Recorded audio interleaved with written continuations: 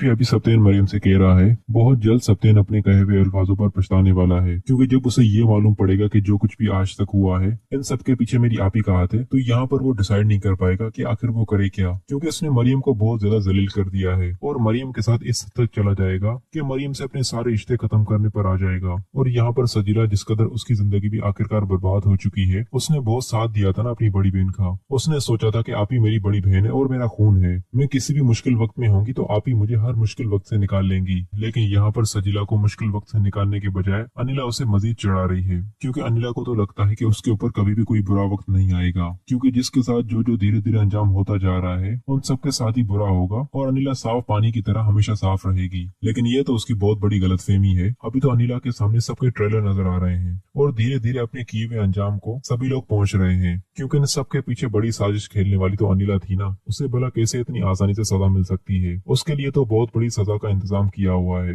लेकिन अभी भी सप्तेन के पास वक्त है कि वो अपने अल्फाज सोच समझ कर कहे। कहीं अगर उसकी जिंदगी में देर हो गई तो उसके पास पछताने के सिवा कुछ भी नहीं रहेगा, क्योंकि मरियम तो डटकर सामना कर रही है सभी का और उसके सामने अनिला की असलियत खुल चुकी है और वो इस बात में बिल्कुल श्योर है कि जिसको सप्तेन गलत समझ रहा है एक दिन उसी के सामने आकर सप्तेन अपने घुटने टेक कर माफी मांगेगा। लेकिन उस वक्त मरियम को चाहिए कि सप्तेन को माफ ना करे। अगर मरियम ने सप्तेन को माफ कर दिया तो ये ड्रामे का एंड बिल्कुल बुरा होगा। अगर इस ड्रामे का एंड दिखाना है तो मरियम को सप्तेन को माफ नहीं करना चाहिए, ताकि थोड़ी बहुत सप्तेन को भी सजा मिलनी चाहिए, जो आज तक अपनी बहनों पर इतना अंधा एतबार करता था। इंसान को चाहिए कि अपनी बहनों की बातों में आकर कभी भी अपनी बीवी के साथ इस तरह सलूक ना करे। लेकिन यहाँ पर जिस तरह सप्तेन ने किया है, सप्तेन ने हमेशा सिर्फ एक तरफ की बात सुनकर ही फैसला किया है। शायद सप्तेन दोनों तरफ की बात सुनकर फैसला करता तो बात आज यहाँ तक ना पहुँचती। लेकिन सप्तेन भी अभी बहुत हवाओं में उड़ रहा है और उसे अपनी बहनों पर अंधा यकीन है। कुछ भी हो जाए, मेरी बहनें कभी भी ऐसा कोई कदम नहीं उठा सकती जिसकी वजह से मुझे उनके सामने शर्मिंदगी का सामना करना पड़े। लेकिन उसकी बड़ी बहन उसे शर्मिंदा तो करने वाली है ना, क्योंकि अनिला के करतूत अभी बिल्कुल भी सप्तेन के जहन में नहीं।